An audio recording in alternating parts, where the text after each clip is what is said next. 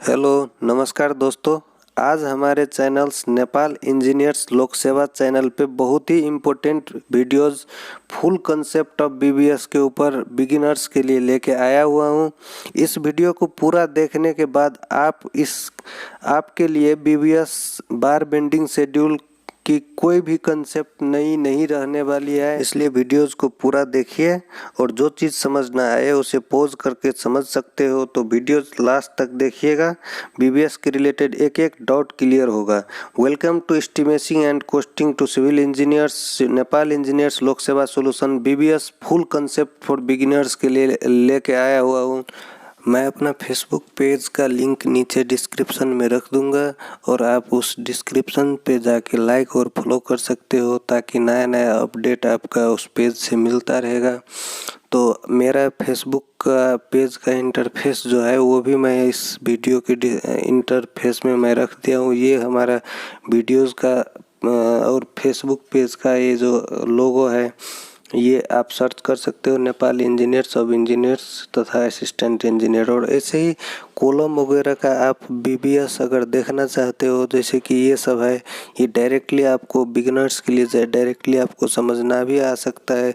तो ये वीडियोस अगर पूरा देखोगे तो पूरा इसका कंसेप्ट स्टार्टिंग में पता चल जाएगा कि बीबीएस होता क्या है और ये कैसे हम ड्राइंग में यूज़ कर सकते हैं। कॉलम, बीम, स्लैब जितने भी है रेनफोर्समेंट का काम सब में बीबीएस यूज़ होता है। तो इसीलिए ये अगर जैसे कि ये कॉलम का देखोगे तो फर्स्ट लेयर है और उसके बाद जो भी है कटिंग लेंथ वगैरह L plus development length minus bending lapping वगैरह ऐड करना, सब्ट्रैक्ट करना कैसे क्या होता है हमें स्टार्टिंग में पता नहीं होता है सिविल इंजीनियर्स को, क्योंकि ये चीज़ कोर्स में खास करके कहीं नहीं पढ़ाया जाता है, ये बाद में ही सीखना पड़ता है। तो ये सब हम देखने के लिए पहले एक कंसेप्ट की ज़रूरत होता है। बीबीएस के रिलेटेड जो भी कंसेप्ट है ये चीज़ सब देख रहे हो आप जो रिटर्न में लिखा हुआ है, तो ये सब आपको पूरा के पूरा समझ आ जाएगा जब ये कंसेप्ट जो मैं लिख के लाया हूँ ये कंसेप्ट आप देखिए पूरा समझ आ जाएगा।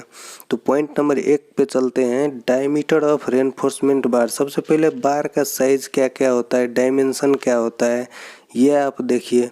जैसे कि 6 mm, 8 mm, 10 mm, 12 mm, 16 mm, 20 mm, 25, 28, 32, 36, 40 ये सब हमारा बार का डाया है। इतने डाया का बार हमें मार्केट में अवेलेबल होता है। और स्टैंडर्ड लेंथ ऑफ बार जो होता है वो 12 मीटर जनरली होता है और यही हमें मार्केट में अवेलेबल होता है। ये हमें जानना बहुत ही ज़रूरी है क्योंकि यही साइज़ का बार हमें ड्राइंग में भी अवेलेबल होगा और वही साइज़ का बार हम मंगा के यूज़ भी करेंगे साइट पे।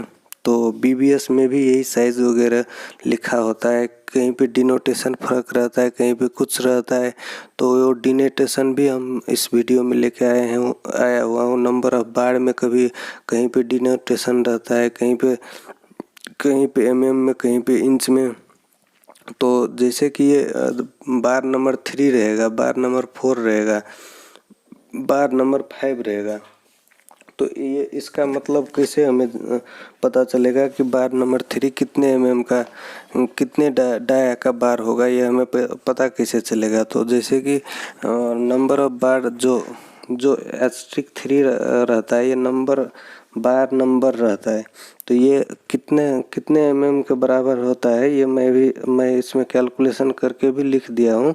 और जनरली नंबर ऑफ बार जो होता है ना उसमें 3.17 से अगर मल्टीप्लाई कर दोगे, जैसे कि एस्ट्रिक 3 है उसमें 3.17 से मल्टीप्लाई कर दोगे तो वो जो 9.525 आएगा वो हमारा mm में रहेगा। जैसे कि बार नंबर 4 होता है, बार नंबर 4 जो है जनरली सारे 12 mm का होता है। बार नंबर 5 है वो 15.875 mm का होता है, वो 3 के अप्रोक्स से मल्टीप्लिकेशन होता है। तो वेट ऑफ बार जो हम निकालते हैं केजी पर फीट में, तो उसका सबसे पहले देखिए वेट पर feet is equal to D²/533 होती है। और एग्जाम्पल के लिए D इज इक्वल टू ये इतना mm जो है वो 4 नंबर ऑफ बार वाला हम लेके चले हुए हैं। और उसके बाद ये आप उसमें भी निकाल सकते हो, नंबर ऑफ बार के को लेके भी निकाल सकते हो। और d²/162 जो है वो हम mm में लेके d=mm में लेके वो भी हमारा kg/मीटर में आएगा वो। तो कोई भी हम साइज़ का यूज़ करके और सब का हम कन्वर्सन इसमें वीडियो में लिख दिया हूँ, वो आप देख के भी समझ सकते हो। वेट पर बार भी आ जाएगा आपका। जब पूरा इनटू स्टैंडर्ड लेंथ ऑफ बार करोगे तो पूरा बार का भी लेंथ आ जाएगा, वेट आ जाएगा जब पूरा बार के लेंथ से मल्टीप्लाई करोगे। तो अगर फीट में निकालोगे तो इंटू 40 करना पड़ेगा, और अगर मीटर में निकालना चाहते हो तो इंटू 12 करना पड़ेगा और d²/162 करना पड़ेगा। और फीट में अगर निकालना चाहते हो तो d²/52.896 करना पड़ेगा। अब कटिंग लेंथ की तरफ चलते हैं। तो cutting length of main bar with hook कितना होता है? जो हुक जो है ना उसका जनरली होता है 9d। हुक जो लगाते हैं हम वो उसका 9d रहता है लेंथ ऑफ हुक।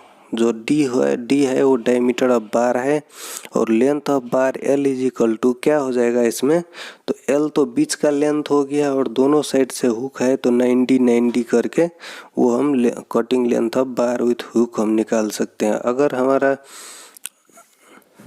अब ओवरलैपिंग की तरफ चलते हैं तो ओवरलैपिंग जो है ना हम जनरली 40d to 50d रखते हैं, और डेवलपमेंट लेंथ जो है वो 16d रखते हैं। और जनरली ओवरलैपिंग 12 mm बार फिनिश रहता है तो 50d हम एज्यूम करते हैं ओवरलैपिंग जो ये देख रहे हो आप। और जो उसमें डेवलपमेंट, अब एक कंक्रीट कवर की तरफ चलिए। इसमें क्लियर कवर और इफेक्टिव कवर जो आप देख रहे हो, तो क्लियर कवर जो होता है ना वो बाहर की तरफ का जो कवर रहता है आफ्टर द रेनफोर्समेंट जो कवर रहता है उसको क्लियर कवर बोलते हैं। और जो इफेक्टिव कवर जो है वो सेंटर ऑफ बार से लेके ऊपर तक का वो इफेक्टिव कवर रहता है। और फुटिंग के लिए जनरली हम क्लियर कवर 75 mm रखते हैं, और कॉलम के लिए 25 to 50 mm, और बीम के लिए 25 to 50 mm हम क्लियर कवर रखते हैं। और स्पेसिंग की तरफ चलिए तो स्पेसिंग जो है ना डिस्टेंस बिटवीन टू रेनफोर्समेंट बार को हम स्पेसिंग बोलते हैं। और जो स्पेसिंग है वो बहुत ही इम्पोर्टेंट है जब हम सरिया बिछाते हैं। और नंबर ऑफ बार जो है, number of bar = opposite length bye spacing +1 होता है। और नंबर ऑफ स्टीरअप अगर निकालना चाहते हो तो actual length of the column और बीम बाय स्पेसिंग +1 होता है। और बेंड डिडक्शन के लिए 45 डिग्री पे 1d, 90 डिग्री पे 2d और 135 डिग्री पे 3d होती है। ये हम जनरली हर जगह पे यही यूज करते हैं। तो ये बेंड डिडक्शन जनरली हम नेपाल और इंडिया में करते हैं। तो कटिंग लेंथ ऑफ क्रैंक और बेंट ऑफ बार ये जो है ये भी बहुत इम्पोर्टेंट है। ये जनरली हर में रहता है। बेंट ऑफ बार तो निकालना ही पड़ता है, स्ट्रेट बार और तो निकालते हैं, उसके बाद बेंट ऑफ बार भी निकालते हैं। ये कैसे निकालते हैं? तो क्लियर स्पान जो होता है वो प्लस क्रैंक लेंथ, ये क्रैंक लेंथ है, और उसके बाद प्लस डेवलपमेंट लेंथ और माइनस ऑफ बेंड डिडक्शन करते हैं। और 45 डिग्री पे 1d और 90 डिग्री पे 2d वो मैं बता रखा था। तो इसके और h जो है ना, h centre to centre between the top bar and bottom bar, एक क्रैंक बेंट ऑफ बार जो है ना उसके बीच का डिस्टेंस। तो वो निकालने के लिए हम depth of the bar crank निकालने के लिए slab thickness -2 into clear cover -d होता है। बेंड 45 डिग्री पे 1d और 90 डिग्री पे 2d। तो क्रैंक लेंथ एंड एक्स्ट्रा बार जो है वो निकालने के लिए हम crank length = 0.42d for 45 degree, 0.27d for 30 degree और 0.58d फॉर 60 डिग्री। और एक्स्ट्रा लेंथ = L/4 होता है। जो लास्ट का लेंथ जो रह गया है वो एक्स्ट्रा लेंथ नीचे से हम प्रोवाइड करते हैं। कटिंग लेंथ ऑफ रेक्टेंगुलर स्टीरअप अगर निकालना हो तो ए जो है, ए है सेंटर टू सेंटर वो बार के बीच के डिस्टेंस जो कि निकालने, और ऊपर और नीचे दोनों है a/2। वैसे ही साइड का भी, विड्थ का भी b/2 होगा, दोनों साइड है। प्लस ऑफ हुक लेंथ जो है, हुक लेंथ दोनों तरफ से कितना है वो भी हम ऐड करेंगे। उसके बाद cutting length of rectangular stirrup निकल जाएगा। a जो है a minus of 2 into clear cover minus d, वैसे ही b माइनस 2 इंटू दोनों साइड का clear cover minus of d diameter of bar. तो cutting length of rectangular stirrup भी, ट्रायंगुलर स्टिरअप भी ऐसे ही निकालेंगे। h/2 plus of a plus hook length. ये आपको पेन से लेके पूरा लिखिए कैलकुलेशन को, आपको पूरा ही पता चल जाएगा इसमें कंसेप्ट क्या है। ऐसे ही जिस टाइप का भी आएगा ना आपको cutting length of rectangular, triangular जो भी आएगा, बेंट अप जो भी आएगा, इसका कैलकुलेशन जो रहता है ट्रायंगल में के टाइम पे ट्रायंगल और रेक्टेंगुलर के जगह पे रेक्टेंगुलर का फॉर्मूला लगाइए, आपका निकल जाएगा। और या तो कंसेप्ट पे भी पूरा ये डिपेंड है। तो हुक लेंथ जो है ना, तो hook length is equal to 2 into 10d होगा। इस ये ट्रायंगल के केस में भी दोनों तरफ से हुक लेंथ आया हुआ है, और जो बड़ा जो 10d जो है ये एक तरफ के एक 10d और दो तरफ के दोनों 10d। और ऐसे ही सर्कुलर में भी वो हुक लेंथ जो है ना वो वही रहेगा 10d इंटू जितने हैं दो, एक इधर से और एक उधर से 10d आता है। तो cutting length of circular stirrup is equal to PI into D, perimeter into D plus of hook length. अब d इज इक्वल टू निकालने के लिए हम टोटल जो डाया है capital D minus of 2 into बीच का क्लियर कवर और माइनस ऑफ दोनों साइड का बार का हाफ, तो डाया ऑफ 1 बार हो गया। तो वो माइनस करके हम cutting length of circular stirrup भी निकाल लेंगे। और इसके बाद हम जैसे कि ये D is equal to 600 mm है, तो क्लियर कवर भी हम वैसे एज्यूम करके निकाल लेंगे, या तो दिया रहता है। Cutting length of diamond stirrup भी हम ऐसे ही निकालेंगे।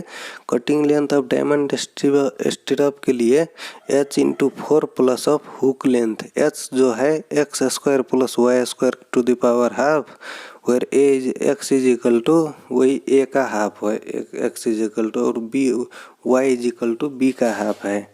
b इस साइड का डायमेंशन है और a इस साइड का डायमेंशन है। फिगर को स्टॉप पॉज करके देख सकते हो, पूरा ही इसमें कंसेप्ट भरा हुआ है।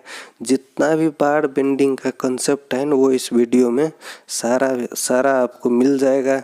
मैं बहुत ही ये डिफ़िकल्ट तरीके से ढूंढ के उसमें रख के लाया हूँ, तो आप इसको पॉज करके लिख के प्रैक्टिस करिए। आपको एक बार में नहीं, 2 बार में ज़रूर समझ आ जाएगा।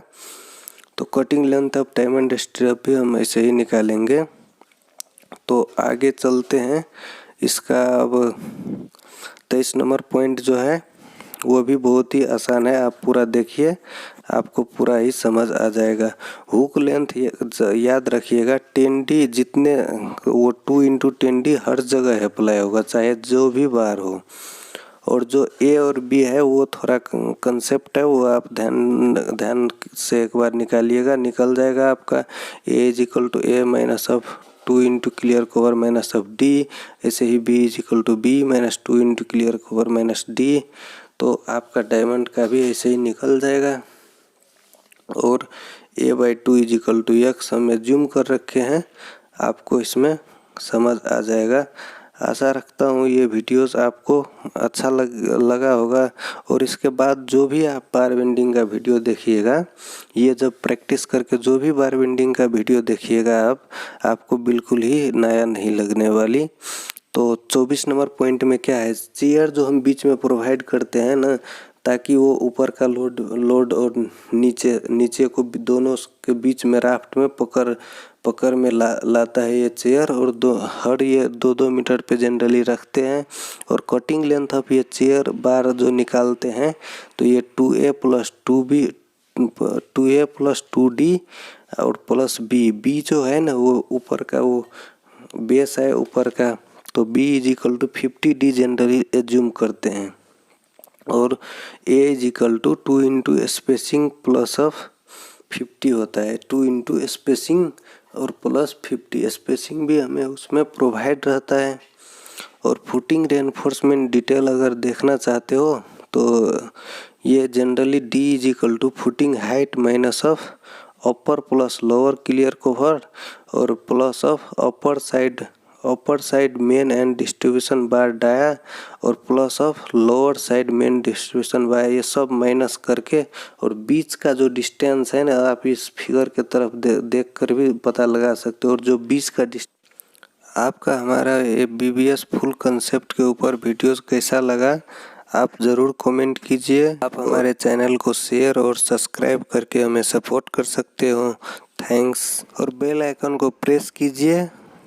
Thank you, thanks for watching, धन्यवाद।